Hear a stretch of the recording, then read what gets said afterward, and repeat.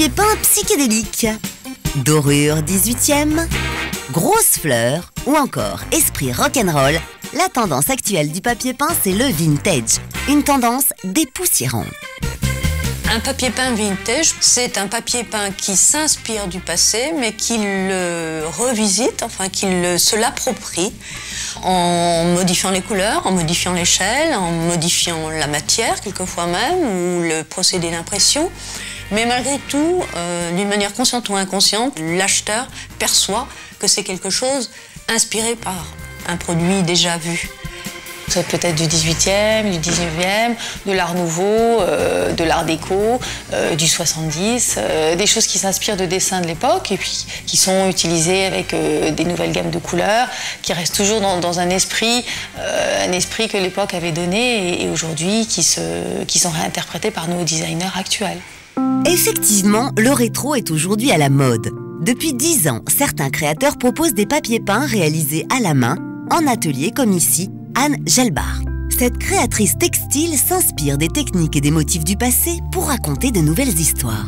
Si vous voulez, l'intérêt d'un papier peint, c'est de raconter une histoire. Et la meilleure histoire, c'est de partir de bases qui nous parlent et qui font partie de notre culture. Donc j'ai un guide au départ, et pour ce papier peint, c'était Jules Verne. On a une interprétation aussi d'un motif qui est issu d'une tapisserie. Donc nous, on intervient comment? On intervient sur l'échelle, on va intervenir sur la coloration, on va intervenir sur l'interprétation graphique elle-même, c'est-à-dire que là, on l'a complètement mangé, un peu comme une photocopie trop agrandie ou pixelisée. Mais moi, je préfère utiliser les motifs anciens parce que je trouve qu'ils ont une vie beaucoup plus émotionnelle, beaucoup plus forte. Et j'aime ça parce que, si vous voulez, c'est pour moi, c'est comme un conte de fées en fait. On ne peut pas les supprimer, on peut juste les réactualiser.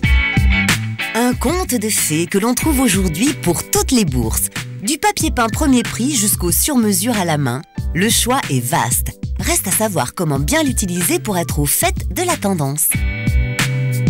La tendance la plus fréquente, c'est d'utiliser le papier peint sur une partie de la pièce seulement. Et éventuellement de l'utiliser, de l'employer dans un sens aussi bien en horizontal qu'en vertical et pas forcément selon ce qui avait été prévu ou conçu par le fabricant. Exemple avec Virginie, styliste en décoration qui, lors d'une présentation à la presse, a exécuté une pose de différents papiers peints chez un particulier et nous donne ses conseils, à commencer par la cuisine aux faux airs pop vitaminés. J'ai choisi cette étoile, enfin, qui est assez amusante parce qu'en fait il y a un peu de lecture. Il y a les étoiles, puis en même temps ça fait des petites mosaïques, donc c'est assez rigolo. Ça va être à mettre entre les meubles. Voilà, on va en mettre également sur le mur qui est là.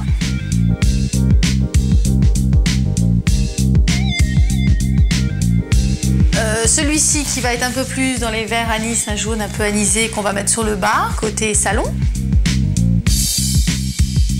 Pourquoi du 70 dans une cuisine? Parce que ça va bien peut-être avec le contemporain.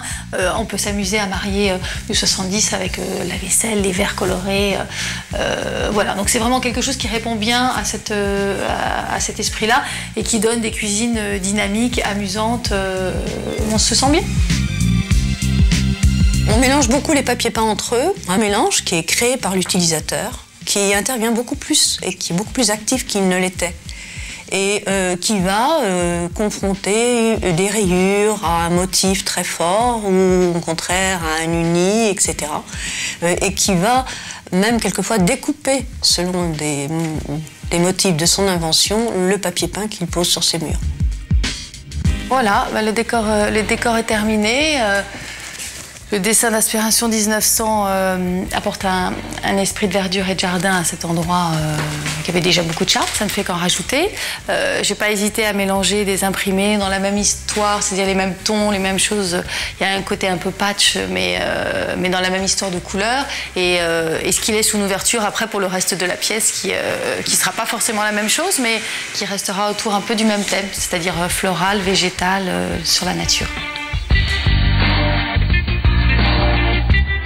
aujourd'hui, on a le choix entre des choses très différentes les unes des autres qui permettent de s'amuser chez soi.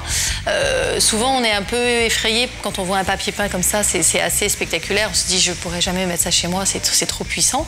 Et en réalité, quand on le voit après sur un mur, dans une pièce, on se rend compte que c'est beaucoup plus facile et que ça transforme tout de suite un appartement, une pièce, et ça donne une toute autre interprétation et qui est pas du tout inaccessible, et qu'il ne faut pas du tout hésiter à se faire plaisir et à s'amuser avec les papiers peints.